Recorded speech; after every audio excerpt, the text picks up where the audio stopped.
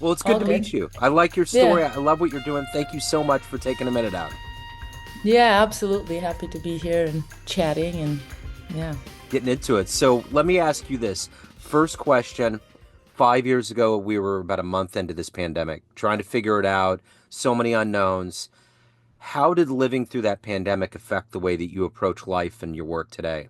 hmm Yeah, it was an interesting thing that happened in my world because this was, I was starting to jump in both feet into coaching. Yeah. And what I realized that in the pandemic, people really needed it.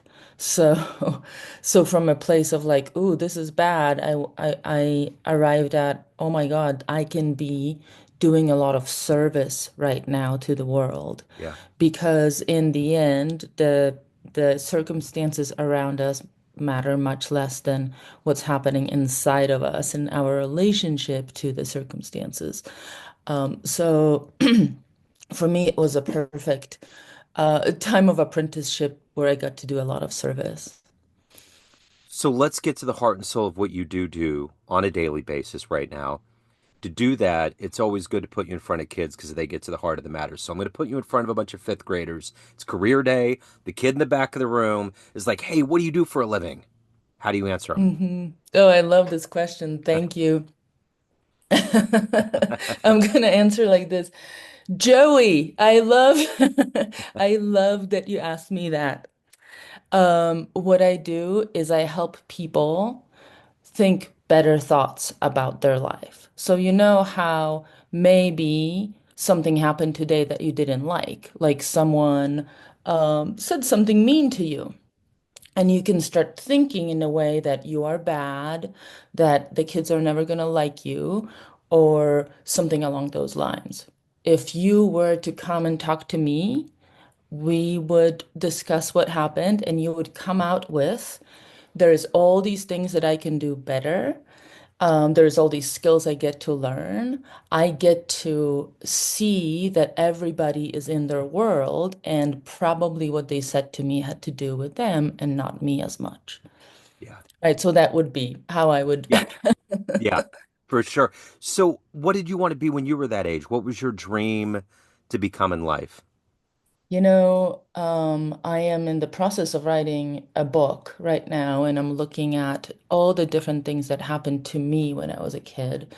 And honestly, when I was that age, I didn't even know I could dream. I didn't know I could be anything. Yeah. Um, I grew up in Poland, and it was a time of socialism back there, and so we were pretty, we are kept pretty small, and we were told, like if you're from this country, you're never gonna make it anywhere. Your life's gonna be pretty much the grind of, serving the country and all this kind of stuff, and so for me, it wasn't until later in my life when I discovered rock climbing, when I woke up from that and realized, oh, these are just a bunch of rules that someone made up and I can make my own.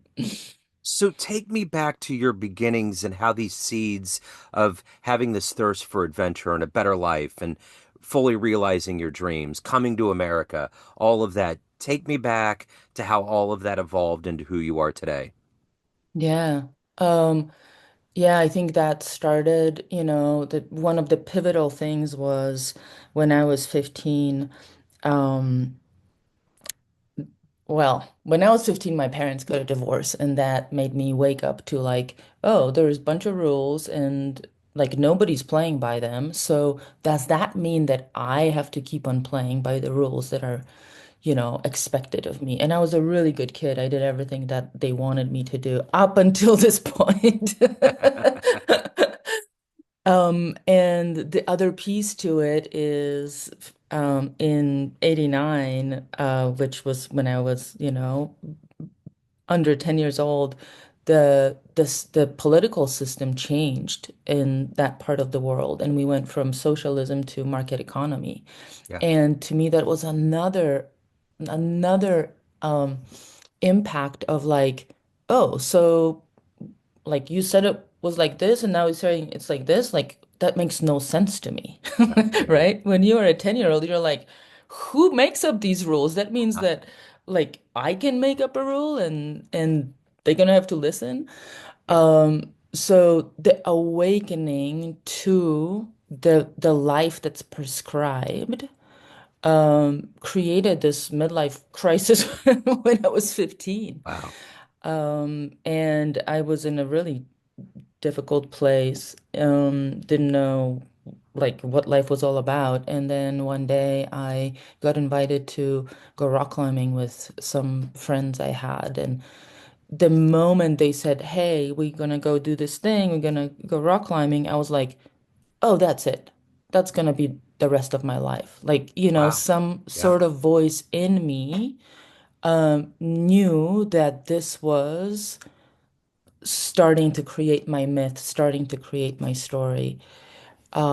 And when I went, it just confirmed it. I was like, yeah, of course. Like, Yeah. and my parents were like, what is rock climbing? I was just talking to my mom, and I had spent all my money that I had at the time to get a pair of rock climbing shoes. And she was like, okay, well, if you're going to go rock climbing, you need good, proper footwear, right? Yeah. That's what we say about the mountains. Well, I went to the store and I came back with a pair of shoes that were like super tiny because rock climbing shoes are small. Yeah. And she's like, how much did this cost? And I told her it was like 120 bucks or something. And she just straight up started crying. Oh She's no. like, what is this? So when did you come to America? When did you realize that America was the place that you wanted to come to, and more specifically Colorado? Yeah. Well, funny, great question. It leads right into the story because right around then when I started climbing, these we did this climbing class. They required us to take a climbing class. That was a week-long thing, which was great because just as we started, they're like, you need skills. And that was a requirement back then where I grew up. And we had this the guides had this little room, and in the room they would play these VHS tapes from different places in the world climbing. And I saw this VHS tape back in the day called Masters of Stone, and it was about all these guys climbing in California, in Yosemite. And again, I was like, that, whatever that is. Yeah. These days in my coaching, I call it add to cart. Like when you see something you like, you're just like, you don't need to be like, oh, I can never do that or whatever, but just like that, add to cart. Yep. Yep. See, maybe one day something is going to happen with this. And so I saw the video, and when I was 18, that stayed with me. And when I was 18, I managed to get a student work visa for the summer to come to um, Yosemite and start pursuing that dream. And the moment I got there, for any of you that ever been in Yosemite, it's incredibly huge. So Yeah. there I was, straight out of the boat, out of the plane, arriving in Yosemite Valley, thinking I'm a rock climber, and looking around and going, oh, maybe not. Maybe that was not what I wanted to do. Yeah. I in my 20s, we went from Kansas City through Colorado down the West Coast, and we did go to Yosemite. And I remember seeing those waterfalls. I'd never seen waterfalls like that. And just and you're right, like just the self-effacing nature of that park and how many exposed pieces of rock like behind you there. It was crazy. It was a beautiful park. We wanted to go to Yellowstone, but I think Old Faithful was gurgling, and they were like, "Yeah, no, it's too hot. Something's going to go down." Or maybe it was weather. I can't remember. There was some factors that got in the way. So we dumped all of our time into Yosemite, and it was awesome. And coming from the Midwest where there's no contour, there's no ocean, there's no mountains, and at that point I hadn't really seen anything but maybe the Rocky Mountains. I was just like, this is crazy. Like the fact that the earth and the plates moved to this place where you can see this is nuts. It is. So, It's one of the most incredible places on earth, I yeah. think. Yeah, I agree. Yeah. So let me ask you this. When did you realize that coaching, because you got to give a lot of yourself, it's a heavy realm to help people through issues to get to where they want to be. When did you know that this was going to be your path? Was there a client? Was there a moment? When did you have that revelation? I, after that whole story I just told you, I departed on a lifetime of chasing adventure and climbing, and I really made it my focus. I was guiding climbing. I was a photographer in Yosemite Valley for a few years. I basically tried to do as little work so I can climb as much as I can. That Yeah, was my MO for years. And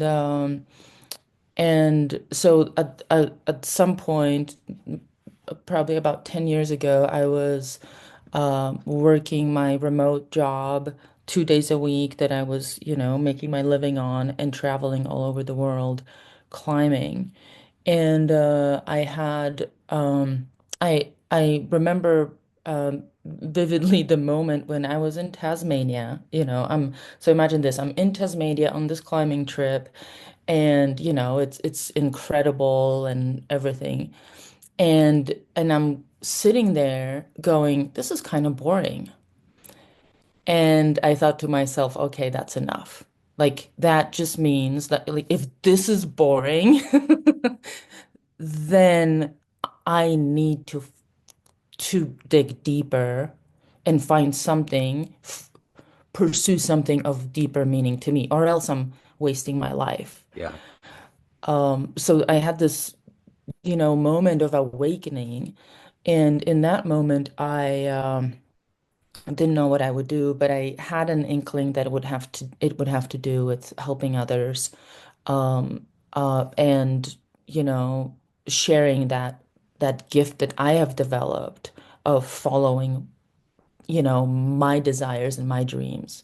But I didn't know, how that would look like at all. And I was actually terrified of coaching because I had known coaches who, went all in and have like a one client or two clients. And there's a lot of struggling coaches out there. And so I was really scared of that. And then I was thinking, oh, I'll just get a social work degree and I'll work with people that way. And then I was really struggling with that because I didn't feel like I could go back to school and listen to yet another, no offense, white male tell me how to how to proceed with my life. So I was super, conflicted in all this and yeah. in inaction. And it took me about probably a couple years to actually realize, okay, coaching is it for me. I know it's going to be a difficult, steep climb to get to a place where I can, make my living and support myself, and but I was willing to take it. Yeah. Um, and best decision I've ever made. So let me ask you this. In the timeline of anything that you dedicate your life to, like climbing peaks and summits, what was the one that was the hardest, yet the most satisfying, that you grew the most, and you look back and you think that it was one of the biggest growing experiences of your life? Yeah. Many, and I will mention the recent one that has been incredibly impactful to me. So, um, sometime last summer, I was talking to a client that wanted to do coaching, and she really wanted to do uh, go and climb a huge mountain somewhere. She's like, I want to do coaching. We've been doing coaching already, and she's like, I want to take it to the next level and go and do this big mountain.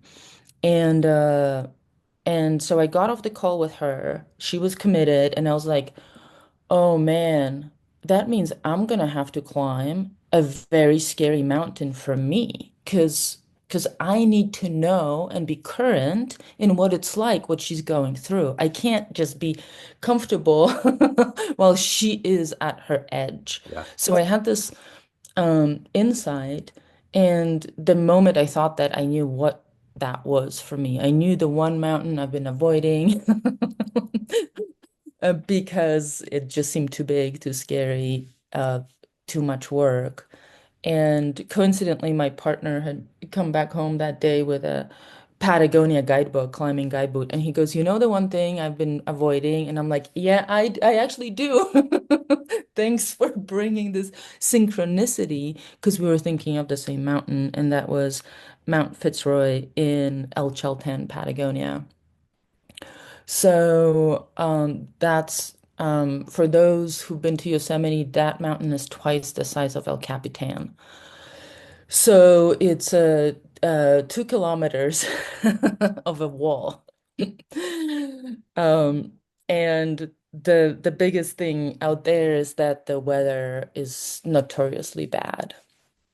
So we set up that goal in last summer, and that included, the moment I committed to this goal, and this is something that I coach around and help people with. The moment we commit, all our competing commitments come up, right? So the moment I said, okay, I'm gonna go do this thing, all of my excuses cropped up, right? Oh, it's too hard. Oh, who am I to do this?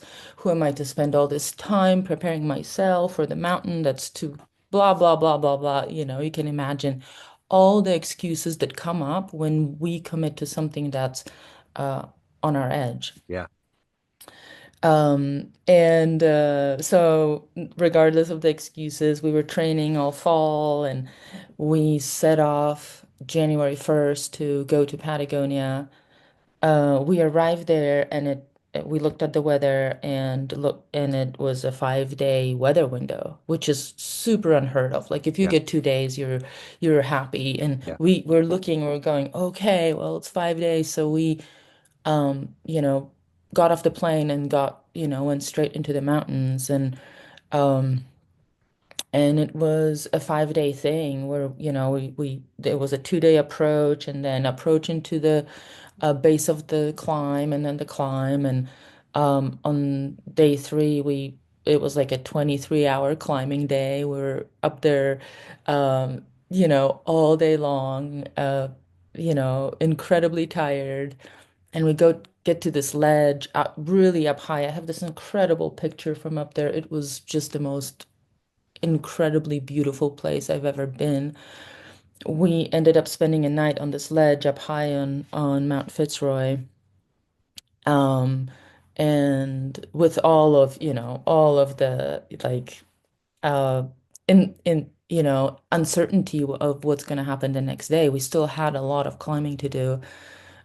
And then we woke up and the weather has changed and it was blowing 100 miles an hour and it wasn't even a question. We were going down at that point. Yeah.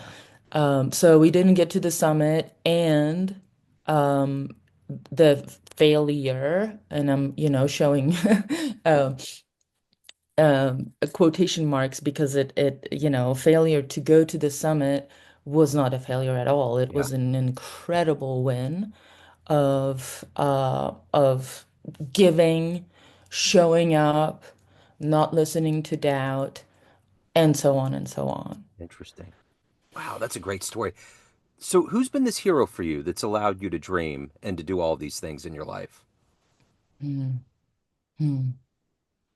I have had so many people that helped me along the way. This something that many people don't realize is that we stay small. We decide not to climb the mountain, right? In metaphorically, because we don't know how we're going to do it. Like, how am I going to, like, imagine 18 years old and I'm going to Yosemite. How am I going to make it work? I have $200, Yep. literally. Um, and the how doesn't really matter. What matters is deciding to take that step so that the universe, and by universe I mean everybody you meet along the way, can help you conspire and can help you make it happen. And so for me, I had so many people um, show up in moments. I literally like spend a summer living on some dude's carpet in his living room because I didn't have a place to stay. And he said, "Hey, you can crash here." Um, I had people take me out. I had all these climbing mentors that took me up things and showed me the ropes.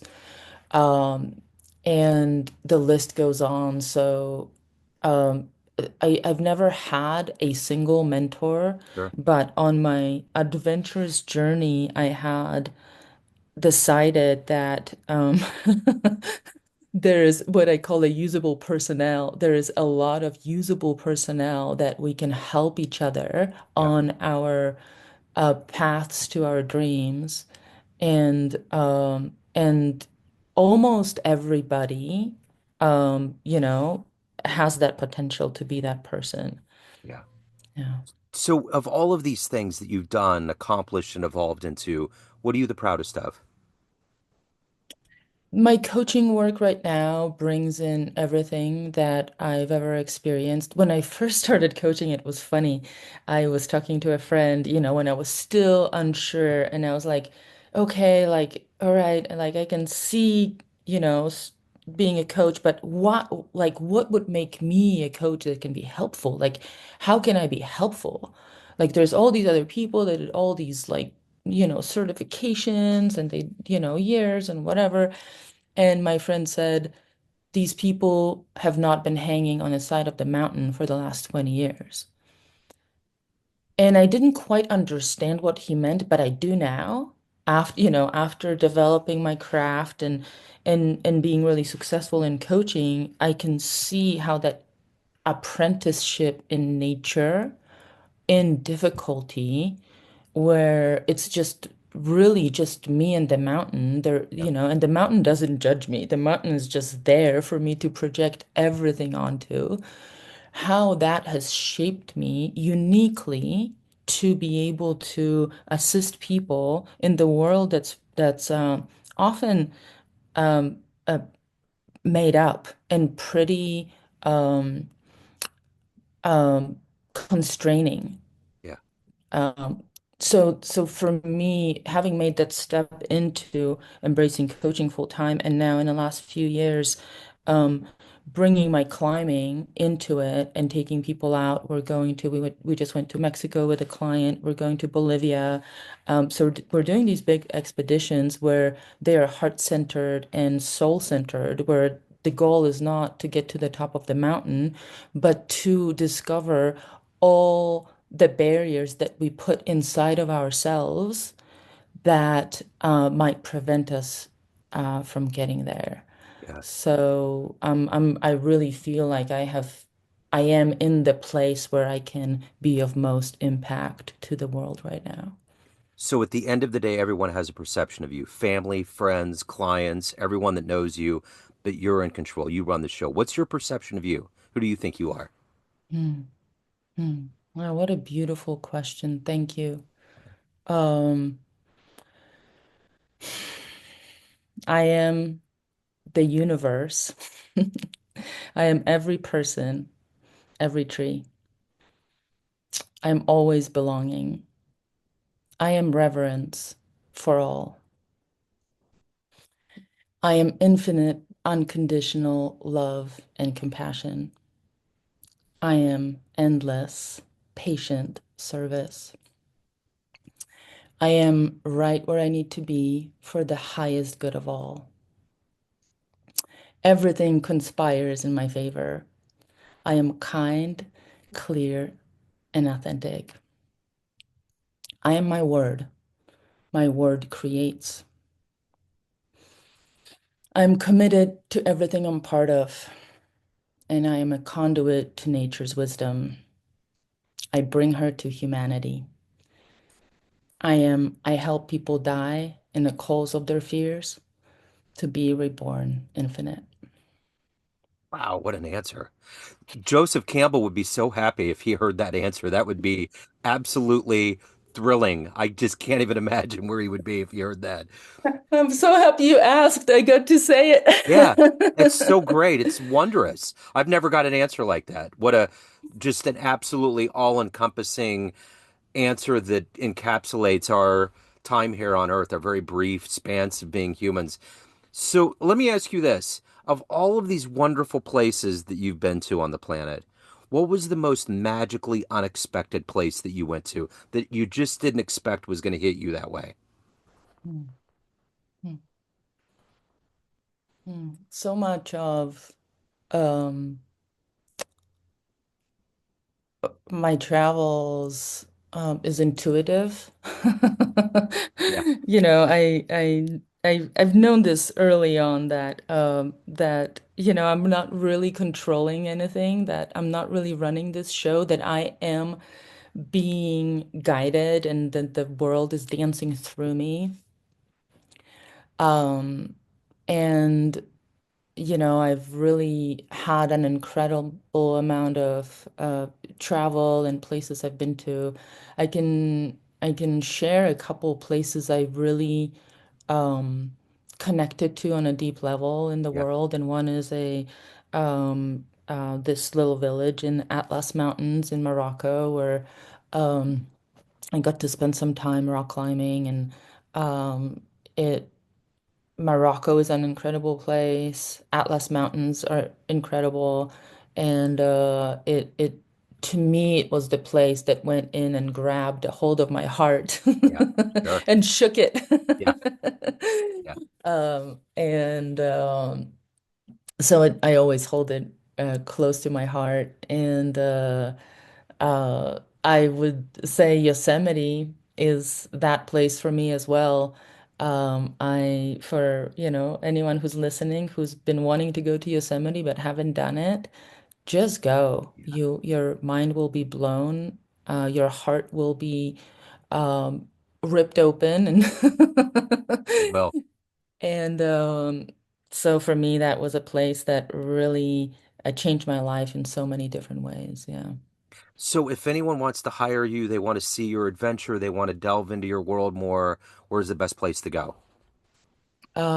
I run a group for women. It's a free group for women that if you're a woman listening to this going, oh my God, she's got something, I want that, Yeah, reach out to me. I have a free group of beautiful, incredible women. We meet every 3 weeks, and this is if you want to take your next step. If you know you want to do something, but you don't quite know how, come to my group. We got you. Um, and that's a great place to start. And uh, People that are not quite in that place but are interested in coaching and how coaching and rock climbing and mountains can be the medicine for them. Um, that's a conversation I'm super happy to have. And my website is called mastersofbadassery.com, because those who come to me, if they work with me for a year, they get their Masters of Badassery. I love it. Marta, this has been wonderful. Thank you so much for sharing your story, for your spirit. This has been very illuminating. I appreciate it. Likewise, and thank you for all your thought-provoking questions. I went some places where I didn't think I was going to go today, so Yeah, thank you. it's been great. Hello, friends. Joe Dimino here. I just wanted to let you know that after 30 years or so, I have finally released my first book of poetry through the mighty Spartan Press here in Kansas City, Missouri. As the creator and host of both Neon Jazz Radio and the Famous Interviews with Joe Dimino podcast, along with being a visual artist, I'm ready to embark on a new adventure and want you to be a part of it. You can get a copy online via Barnes & Noble, Amazon, and actually on the streets in Kansas City at the great Prospero's bookstore off 39th Street.